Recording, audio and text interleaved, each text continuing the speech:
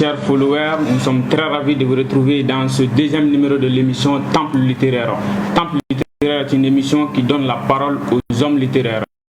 Donc aujourd'hui, nous avons comme Adama Sanogo, écrivain journaliste, communément appelé l'écrivain du temps. Il est un écrivain, slammer et journaliste à la radio Joliba FM. Avec lui, nous allons parler de la littérature en général et de ses écrits et de son slam également. Donc, chers followers, une fois de plus, bienvenue. Monsieur Adama, bonsoir. Bonsoir, comment allez-vous? Je vais très bien. Et vous êtes écrivain, journaliste, également slammer. Et est-ce que pouvez-vous nous parler un peu de vous? Ok, d'accord. Et avant de commencer, je remercie d'abord les téléspectateurs du quartier 24, tous ceux qui nous suivent en direct à partir de leur domicile. Ok, bon, Adama Sanogo, je suis né en Côte d'Ivoire le 28 novembre 1995 dans la ville de Daloa, et c'est après mon bac que je suis rentré au Mali pour mes études universitaires. Donc je suis journaliste, écrivain, poète et slammer au fait. Donc je fais aussi pas mal d'activités avec plusieurs associations littéraires telles que Djelma. Et voici un peu ma vie, en fait. C'est partagé entre l'écriture, le journalisme et le slam. D'accord, très bien. Et on commence par vos écrits. Et vous êtes écrivain, mais précisément vous êtes poète. Également, vous êtes un dramaturge, mais vous aimez certainement la poésie. Et pouvez-vous nous parler un peu les recueils de poèmes que vous avez contribué, en fait, par exemple, hommage à Ramata, voilà, et ces recueils de poèmes-là. Et parlez-nous un peu de ces recueils-là. Ok, d'accord. Bon, à la base, je suis poète puisque j'ai commencé même l'écriture avec la poésie. Et je suis rentré dans cette écriture-là juste après la mort de mon père, et je voulais m'exprimer sur la souffrance que j'ai vécue. C'est ainsi que j'ai eu l'inspiration. Sinon que moi, je n'ai pas commencé l'écriture depuis le bas âge. J'ai juste commencé à écrire juste à partir de 2016 quand j'ai eu mon bac au fait. Donc concernant les recueils de poèmes publiés, je n'ai pas participé à la rédaction du recueil de poèmes faisant hommage à Ramata.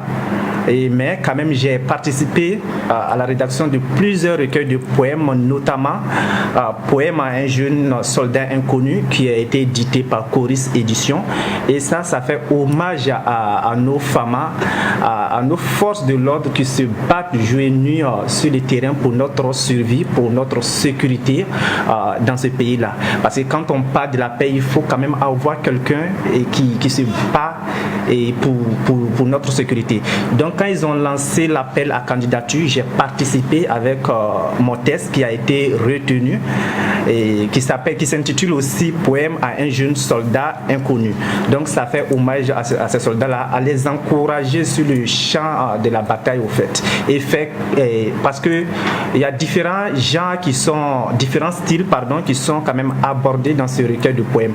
Il y a certains qui ont utilisé leur plume pour faire hommage. Il y a des écrivains aussi qui ont usé de leur plume pour dénoncer la malversation qui est le détournement de fonds qui est destiné à aider les femmes, mais malheureusement qui est utilisé pour d'autres fins. Il y a d'autres qui ont dénoncé ça, et il y a d'autres qui ont fait l'éloge, et il y a d'autres qui ont rendu hommage à nos soldats tombés sur le champ de la bataille. Et en plus de ça, j'ai participé aussi à la rédaction d'un recueil de poèmes, une anthologie qui s'intitule Anthologie malienne de slam et de poésie. Et dans ce recueil de poèmes-là, il y a différents thèmes qui sont abordés. Tantôt, d'autres ont parlé de l'immigration, d'autres ont parlé de l'éducation, d'autres ont parlé de la prostitution. En tout cas, tous les thèmes dont vous pouvez imaginer sont abordés dans ce recueil de poèmes-là. Moi, j'ai écrit sur l'éducation parce que j'ai dit que l'éducation était quand même en faillite dans notre pays. Et pourquoi ne pas utiliser quand même ma plume pour dénoncer un peu, pour dire que bon, il faut aller vers l'éducation parce que l'éducation reste jusque-là la béquille, sinon que la béquille robuste dont un enfant a besoin pour s'épanouir dans la société. Pourquoi ne pas se faire une place? Parce que venons aujourd'hui, nous parlons ici sur ce plateau parce que nous avons l'éducation là s'acquiert à l'école. Oui. Mais si les écoles sont fermées à cause de la guerre, on ne peut pas avoir accès à cette éducation là. Donc j'ai utilisé ma plume pour un peu parler de cela en fait.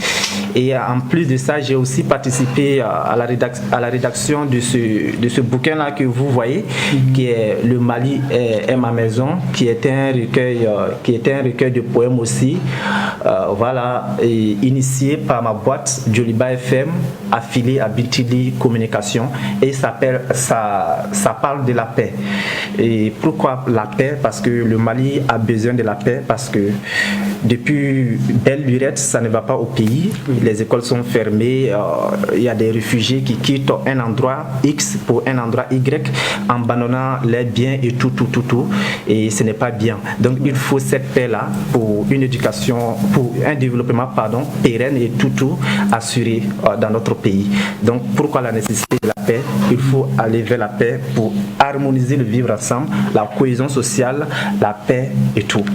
Mais vous avez fait une distribution collective de ce livre-là. Est-ce que c'est fait partout au Mali? Bon, le livre, pour le moment, le livre n'est pas à vendre. Ce livre-là, on le distribue dans les lycées.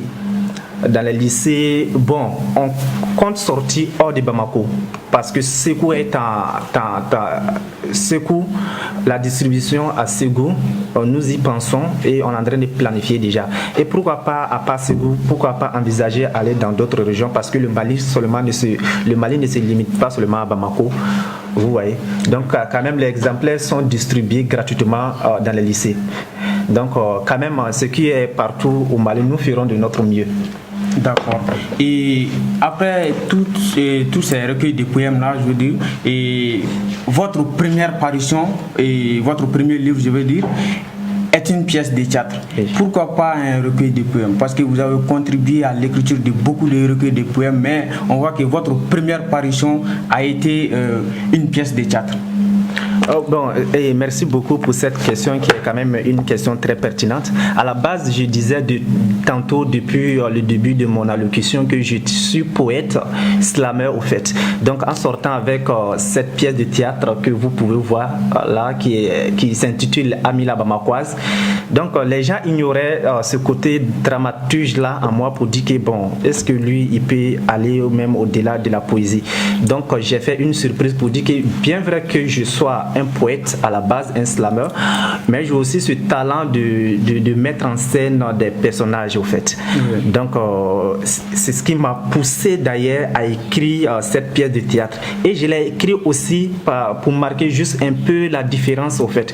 Parce que quand vous êtes dans une société, vous pouvez faire comme les autres, marquer une petite différence au fait. Pourquoi je le dis?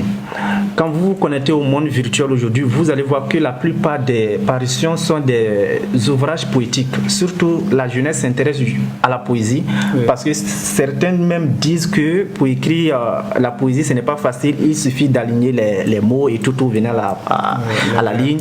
Je ne dis pas que les poètes ne font pas du bon boulot. Ça, je ne le dis pas. Mais la poésie est un genre littéraire aujourd'hui au Mali qui reste à désirer parce que tous ceux qui viennent dans l'écriture écrivent seulement que des poèmes. Ils commencent à écrire les poèmes d'abord. C'est-à-dire qu'ils sortent avec un recueil de poèmes parce qu'ils se disent que c'est facile. Je ne dis pas que dans le lot, on ne peut pas juger tout le lot. Dans le lot, il y a des bons poètes et je connais pas mal de bons poètes qui savent bien écrire, qui savent bien rimer les vers au fait, oui. Contrairement à d'autres. Voilà, donc dans le lot, il y a toujours des bons. Donc moi, je me suis dit, mais lorsqu'on se connecte au monde virtuel, tout est de la poésie. Mais pourquoi ne pas marquer cette petite différence-là pour dire que non, il y a aussi des jeunes qui s'intéressent à ce genre-là, parce que c'est très rare pour voir un jeune qui écrit une pièce de théâtre. Les romans, on peut les voir, les nouvelles, on peut les voir, la poésie, mais le théâtre, c'est très très rare. C'est très rare. Très rare de voir un jeune qui écrit une pièce de théâtre, parce qu'ils disent que c'est pas facile, parce que ça répond à pas mal de critères que beaucoup ne maîtrisent pas. Or, moi, j'ai l'amour d'écrire, même un film dans le futur. Donc, je me suis dit, mais pourquoi ne pas m'engager avec une pièce de théâtre, au fait. Sinon que les parutions, c'est rare. Les nouvelles, on peut les voir. Romans, et les jeunes aussi qui s'intéressent au roman, c'est vraiment à féliciter. Même là, moi, quand je commence à écrire un roman, à un moment donné, je me stoppe, je ne sais même pas où partir. Donc, ils sont aussi à féliciter ces jeunes-là qui s'intéressent au roman. Donc, j'invite les jeunes à sortir de l'art poétique. Ils peuvent utiliser d'autres genres littéraires tels que l'essai, le théâtre, le roman, oui. La nouvelle, voilà, et tout quoi. Oui. Voilà, de ne pas, donc, raison pour laquelle je me suis jeté à l'eau et j'ai écrit cette pièce de théâtre, et Dieu faisant bien les choses, ça marche. D'accord. Et alors, dans ce livre-là, vous avez pris la prostitution comme le thème central. Mais pourquoi ces choix-là? Ok, bon, ce livre-là, d'abord, Amila Bamakoise est une pièce de théâtre en 2 tomes. C'est-à-dire que le livre que vous voyez dans ma main là, c'est 2 livres en soi. Oui. Le tome 1 et le tome 2. Compte tenu des difficultés de l'édition, parce que moi j'ai été édité gratuitement, il faut le dire, ce n'est pas pour faire une publicité, mais par Prostyle Édition, parce que le livre je l'ai depuis 4 ans à cause du coût élevé de l'édition au Mali. Donc ça a pris énormément de temps. Il fallait fin 2020 qu'une Prostyle Édition viennent en aide pour publier cet ouvrage-là. Donc, au passage, je leur dis merci beaucoup, parce que c'est grâce à eux que le livre a vu le jour. Donc, compte tenu, pour revenir là où j'ai laissé, voilà, et compte tenu du coût élevé de l'édition, donc on a préféré faire les 2 tomes-là en un seul livre, au fait. Sinon, normalement, ça devait être 2 livres à part, disons, tome 1 et tome 2. Mais maintenant, c'est en un seul livre. Donc, ça aborde plusieurs thèmes, au fait. Tantôt, on parle du travail, l'immigration, les inconvénients des réseaux sociaux, l'usurpation des fonctions, l'absurdité des parents, oui, et tout, mais l'éducation aussi. Mais les 2 principaux thèmes qui sont vraiment à retenir, c'est la dépravation des mœurs et la prostitution. Oui. Donc, pourquoi ce choix-là? Le livre a été écrit suite à un constat. C'est-à-dire que c'est constitué des faits réels et beaucoup d'imagination. Donc ça a été inspiré d'un fait réel plus beaucoup d'imagination. C'est à la suite d'un constat dans la ville de Bamako où la prostitution est quand même en vogue, où la prostitution prend de l'ampleur, au fait. Vous n'êtes pas sans savoir, lorsque vous sortez même dans la ville de Bamako la nuit, vous verrez nos sœurs qui sont quand même au bord du goudron, qui cherchent à se prostituer, oui, pour avoir de quoi peut-être à manger à la maison, de quoi avoir pour vivre une vie luxueuse, au fait. Donc, elles se prostituent pour diverses raisons. Vous verrez qu'il y a des filles qui se prostituent juste parce que ça ne va pas à la maison. Il y a la pauvreté et il n'y a pas assez de nourriture pour papa et maman, les frères. Donc, puisqu'elles ont fait des études et qu'elles n'ont pas eu un boulot convenant et convenable à leur diplôme, elles sont obligées de se prostituer pour avoir de quoi subvenir aux besoins de leur famille. Donc, d'une part, il y a la pauvreté qui est là. Pauvreté. Aussi, d'un autre part, vous verrez que il y a qui ne manque absolument rien à la maison, qui mange bien, mais dans la quête d'une vie luxueuse, quand je te dis qu'une vie luxueuse, c'est-à-dire qu'avoir des biens en elle, pour elle, au fait, tel qu'acheter peut-être une voiture, ça c'est celle qui ont plus d'ambition, qui veut aller même dans la prostitution, qui veut même avoir une vie meilleure, c'est-à-dire qu'une vie plus élevée, elle pense à la voiture, aux iPhones, au style différent des autres filles de l'air semblable. Donc, à la quête de cette vie luxueuse-là, de quitter leur état naturel, leur état propre à elle, ça donne à la prostitution. Donc, vous voyez que là, ça prend aussi un autre volet, mais ce n'est pas la prostitution et pour aider les parents, mais c'est pour juste changer leur vie. Vous voyez un peu. Et il y a aussi d'un autre côté, il y a des filles qui se prostituent juste par imitation. Parce que vous verrez que dans une famille, quand un enfant évolue dans une société donnée, tout ce que l'enfant là voit, c'est ce qu'il copie au fait. Donc vous verrez qu'il y a une fille qui est née dans une famille donnée, mais puisqu'elle est née, elle a vu ses grandes sœurs se prostituer pour vivre mieux. Donc pour elle, il n'y a pas d'autre moyen de gagner cette vie-là, de vaincre, je ne sais pas, d'avoir des biens à elle, si ce n'est pas passé par la prostitution. Vous voyez. Pour se conformer à ses sœurs. Voilà, pour se conformer à ses sœurs. Mais pour elle, on ne peut pas entreprendre d'autres travaux, disons, excusez-moi, pour avoir la vie, sauf se prostituer. Parce que quand elle est née, elle a vu ses sœurs qui font la prostitution. Donc elle bascule rapidement, très rapidement dans cette vie de prostitution-là. Donc il y a plusieurs aspects. Donc le livre, c'est juste un message à l'endroit de la société pour dire, quand vous voyez une fille se prostituer, ce n'est pas parce que elle veut le faire, mais peut-être il y a d'autres raisons qui poussent cette dernière-là à le faire. Donc il ne faut pas juger toutes les filles qui s'adonnent à la prostitution. Il ne faut pas dire que, bon, dans notre société, ce fait-là est très, très, très, très récurrent. Ces propos sont très, très récurrents. Disait, bon, Niflet Sungruba de dos, sans connaître même pourquoi elle le fait. Oui. Vous voyez?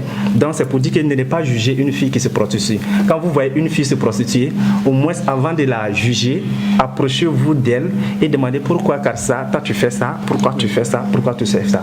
Si vous avez une solution, proposez-la une solution, même des conseils. C'est quand même une partition à jouer. Mais il ne faut pas trop juger au fait, parce que chacun fait ça selon une raison bien déterminée. Et celles qui le font parce qu'elles sont quand même assaillies par la pauvreté, parce qu'elles sont dans la pression d'aider la famille, la mère qui ne fait rien, le père qui ne fait rien et qui doivent vivre, il faut chercher à le comprendre et si possible les aider. Voici pourquoi le choix pour la prostitution dans ce livre. D'accord. Et dans ce livre-là, on a trois actrices, et à savoir Amila Bamakwaz qui est l'actrice principale, et Gafou la Blanche et Lagaré, qui était au début la plus sainte du groupe. Mais ces personnages-là, vous les avez rencontrés dans votre vie réellement ou bien c'est des personnes imaginaires? Bon, dans le livre, pour ceux qui ont lu le livre, il y a trois personnages. Amila Bamakwaz qui est l'actrice principale même qui va mal finir, et Gafou la Blanche qui est son amie, qui sont deux amis qui mènent cette vie de prostitution là. Mais au départ, Lagaré est réelle, même si le nom, elle ne porte pas le nom Lagaré. Le nom Lagaré est un nom imaginaire, mais elle existe réellement. Donc c'est à partir d'elle que l'histoire a été imaginée. Et Amila Bamakwaz et Gafou la Blanche sont juste des personnes fictives au fait, qui sont venues juste agrémenter l'histoire. Donc Lagaré, c'est une personne, c'est une fille réelle, voilà, même à Bamako.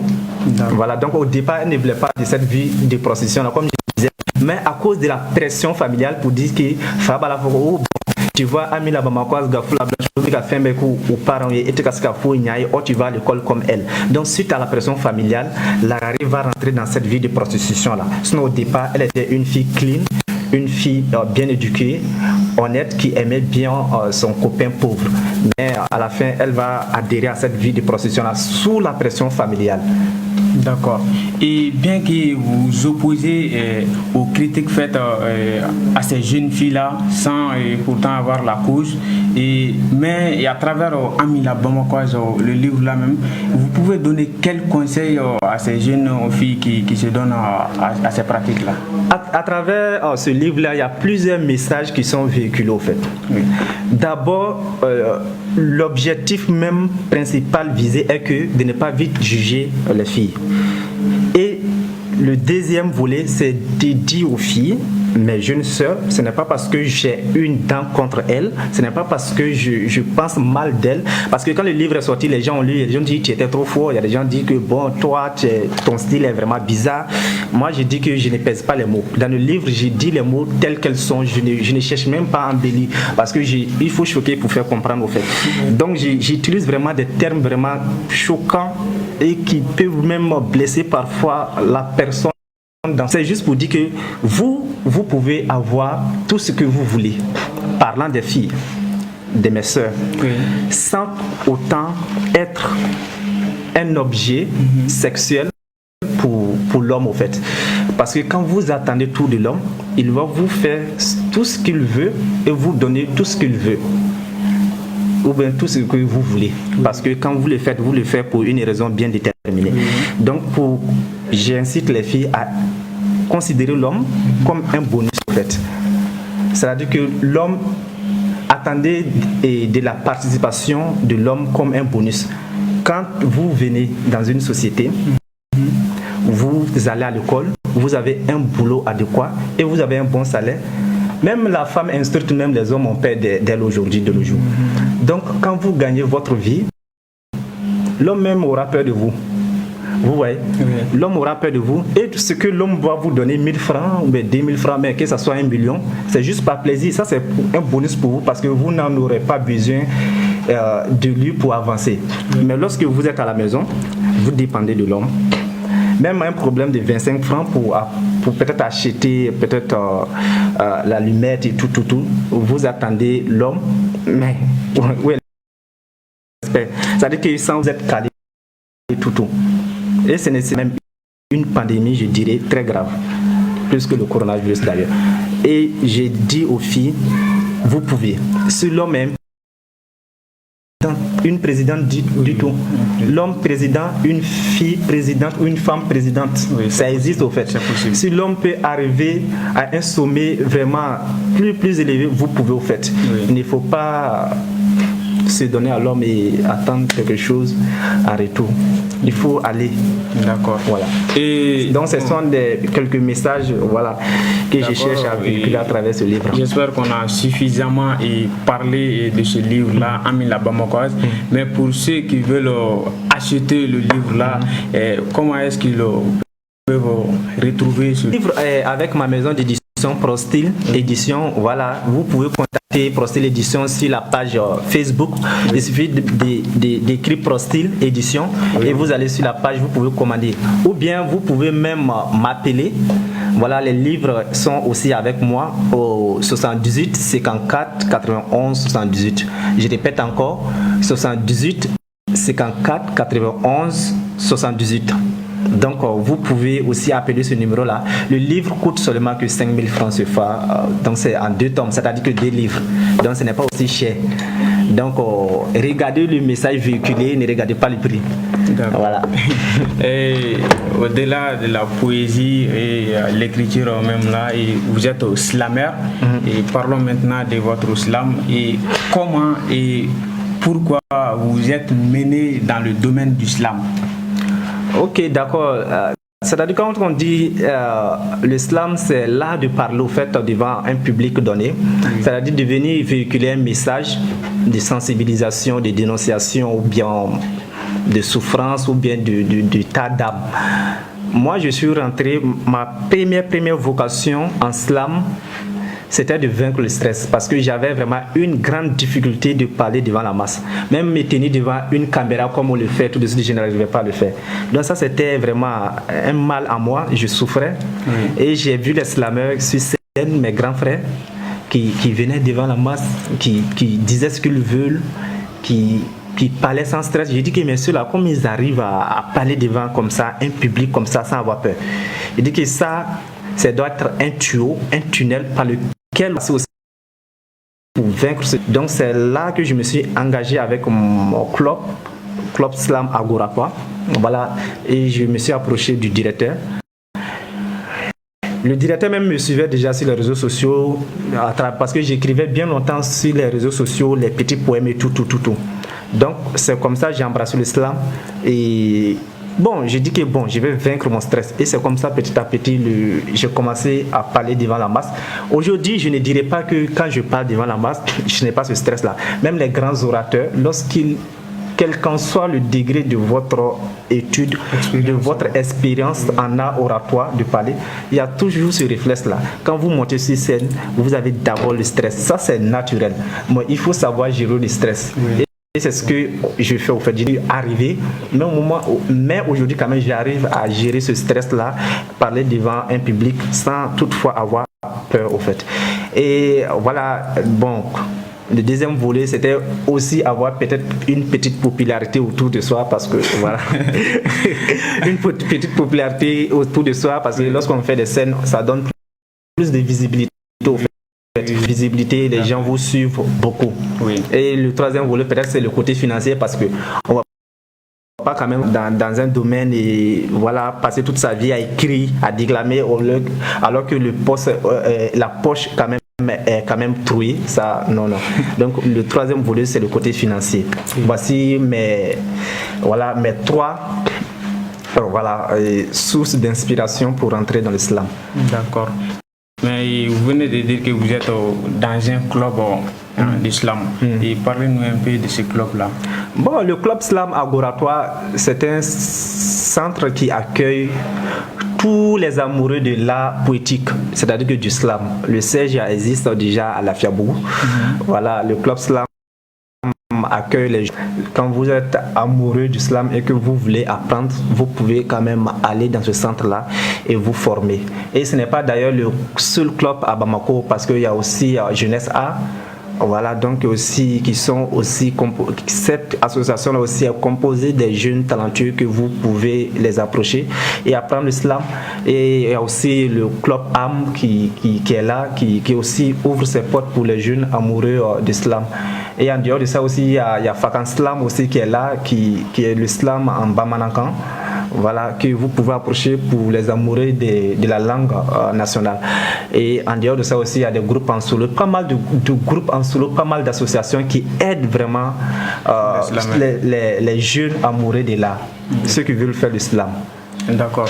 Et chers followers, on vous dit toujours que nous sommes avec Adama Sanogo, l'écrivain du temps, l'islamère, écrivain, journaliste. Donc, Adama, vous êtes un poète, journaliste, islamère. Mais on voit que la poésie et l'islam sont deux choses dont les gens ont tendance à les confondre. Et pouvez-vous nous dire quelle est la différence entre l'islam et la poésie? Bon, déjà même les gens ont tendance à dire le poème est différent du slam. Moi, je ne vois pas de différence, parce que on dit que le slam c'est la poésie hors du livre. C'est-à-dire que vous pouvez prendre un recueil de poèmes comme pour Tchana par exemple, Le bruit du silence. Vous voyez, Tchana même est déjà un slameur. Oui. N'empêche qu'il y a des textes en slam qui se retrouvent dans son recueil qu'il intitule le recueil de poèmes. Donc vous voyez un peu.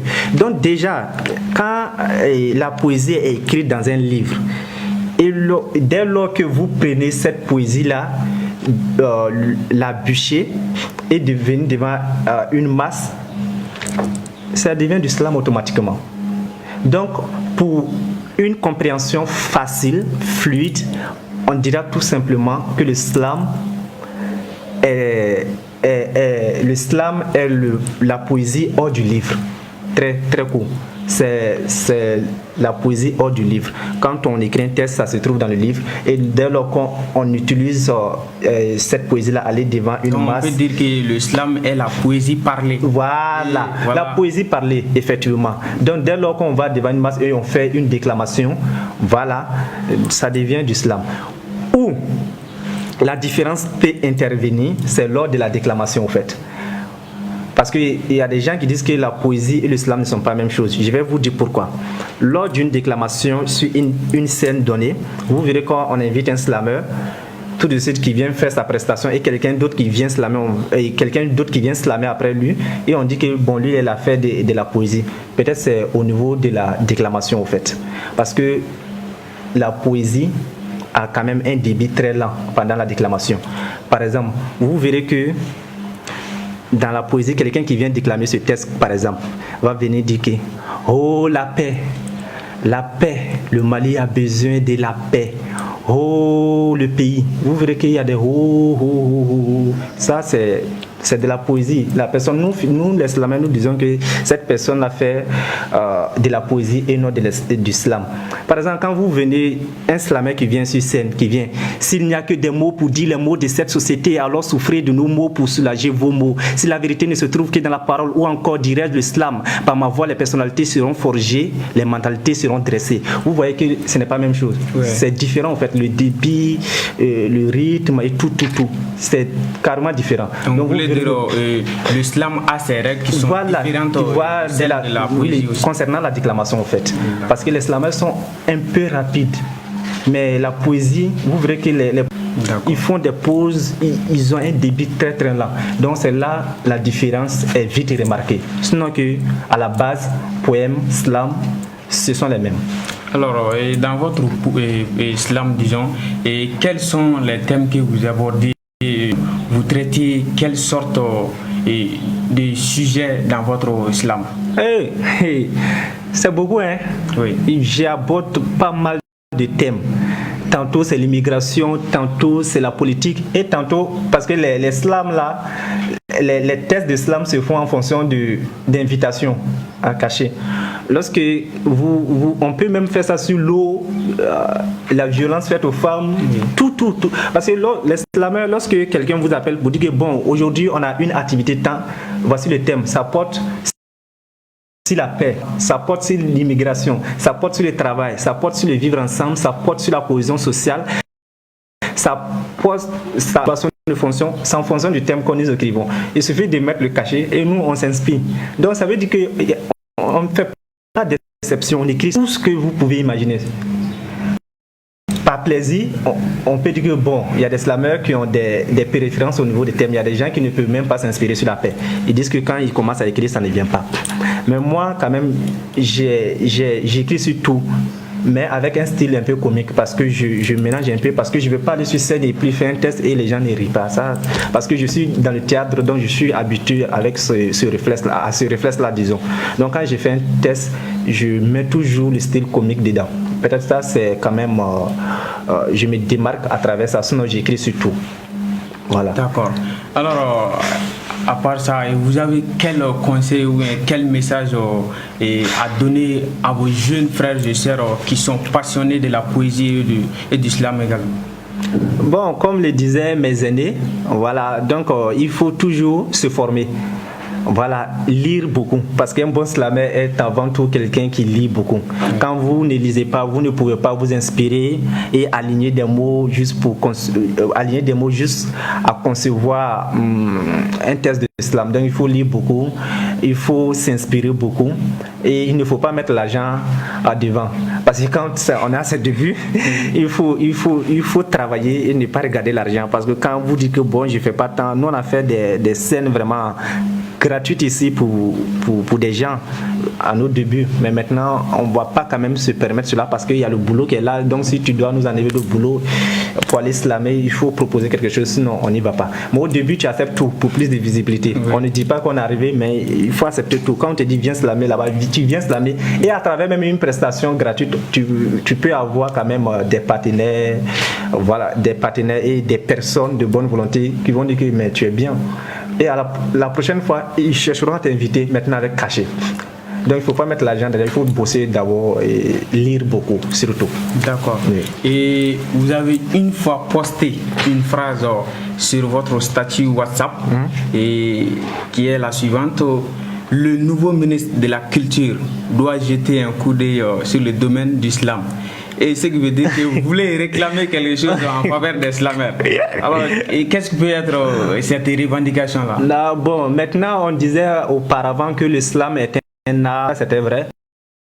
Mais de nos jours, on dirait que le slam est connu pas mal de Maliens. Oui. Donc, mais jusque-là, les slameurs se trouvent oubliés. Quand je dis qu'ils se trouvent oubliés, vous verrez que si les réseaux sociaux, des entreprises et des associations peut-être font, ils organisent peut-être une compétition, un concours où ils nominent les personnalités les plus influentes de l'année ou bien ceux qui se sont démarqués. Ça peut concerner, il y a des journalistes, il y a des joueurs, tout. Mais vous ne verrez jamais des slameurs. Or, ce sont des individus qui battent nuit et jour pour de notre pays, mais vous ne les verrez jamais. Ils ne sont jamais nominés. Et ça, c'est une erreur très très grave qui est même à bannir de notre pays. Quand vous voulez nominer aussi des gens, nominez aussi des slameurs parce que ceux-là aussi, ce sont des artistes. Vous voyez? Donc, c'est pareil pour le ministre de la Culture, qui a tendance quand même à oublier les slameurs. Parce que même quand on met un fonds peut-être à la disposition des artistes, vous ne verrez quand les slameurs là, on ne peut même pas parler de nous. Parce que nous, on n'est pas considérés en tant que des artistes. Vous voyez?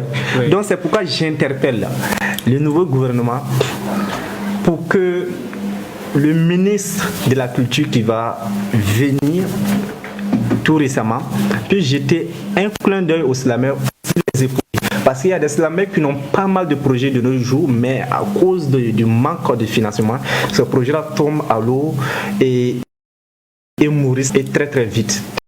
Donc pour aussi nous aider à gagner notre vie, parce qu'il y a des gens, il y a des slameurs qui veulent faire carrière vraiment en slam.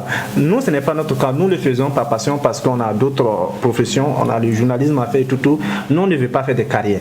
Mais ceux-là qui ont l'envie de se frayer une carrière en slam, de les aider, de les épauler pour qu'ils puissent quand même vivre de leur art. Parce qu'un slameur ne vit pas de son art de nos jours. Vous verrez qu'un slameur qui est en train de faire le slam, dans slam trompé, ça ne va pas aller. Il faudrait qu'il fasse quelque chose à côté du slam.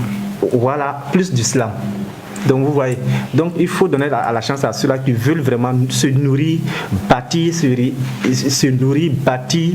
et se réaliser avec ce tas-là. C'est très très important. Avant tout, on dit qu'un artiste doit vivre de son art. Donc les slameurs aussi doivent vivre de leur art. D'accord. Donc le ministre est interpellé. Oui. Et l'émission tend vers son épilogue et nous allons parler du domaine des journalistes maintenant. Et vous êtes souvent des analyses sur la situation du pays et conformément à l'actualité du pays. Vous pouvez dire quoi comme analyse sur les situations actuelles? Quand vous dites que sur les situations actuelles, vous voulez parler de quoi? Parce qu'il y a pas mal de trucs qui se passent maintenant au Mali. Il faut être précis. Vous voulez parler de quoi juste? D'accord. Et vous voyez qu'il y a un message qui fait l'ampleur, qui a eu une grande ampleur, je veux dire, sur les réseaux en disant que le ministre de l'énergie, l'ex-ministre de l'énergie, Seydou a enregistré une conversation. Et bon, que pouvez-vous dire de cette actualité-là? Bon, je ne sais même pas pourquoi le ministre a enregistré cette conversation téléphonique jusqu'au point de le mettre. Jusqu'au point de le mettre. J'arrive au fait. Jusqu'au point de le mettre sur les réseaux sociaux. Puisqu'on ne sait pas si c'est lui vraiment. C'est là la question, parce que de nos jours, il y a pas mal de logiciels qui font quand même le montage de voix. Quelqu'un peut parler aujourd'hui tout de suite avec une voix peut-être très grave et vous verrez que ça a été métamorphosé en une autre voix pour juste ternir l'image de la personne. Jusqu'à preuve du contraire, puisque on n'a pas encore dit que c'est la voix réelle du ministre en question, mais quand même sur les réseaux sociaux, on accuse déjà le ministre pour dire que ce qu'il a fait, c'est un manque de professionnalisme au fait, que ça ne se fait pas, même on peut lui porter plainte pour ça au fait. Bon, jusque-là, moi je ne dirais pas que c'est lui parce que je n'ai pas encore le dernier mot de ceux qui doivent dire, bon, c'est vraiment lui. Mais concernant mon analyse, si c'est vrai qui sont exposés sur les réseaux sociaux, viennent, je dirais tout simplement, que peut-être il a mal agi. Et je ne sais même pas pourquoi il l'a fait, parce que peut-être il l'a fait pour d'autres fins, juste pour nuire à l'interlocuteur qui était juste derrière l'autre téléphone, ou bien pour une cause bien déterminée, pour dire que pour une cause bien déterminée, pour dire qu'il n'est pas en fonction, donc il n'est pas habilité à signer le document dont lui-même il parlait. Et aussi, d'autres disent qu'il est frustré, il n'a plus de boulot, donc parce que le gouvernement a été dissous, donc c'est juste une revanche. Tout ça, ce sont des interprétations entre griffes. Mais moi, mon avis, je n'ai pas fait d'études en droit, mais je dirais plutôt enregistrer une personne. La personne même disait que la personne derrière le téléphone disait qu'il a eu un ordre venant de je ne sais où, sans sa permission, l'exposer sur les réseaux sociaux. Je pense que ça c'est mal agi.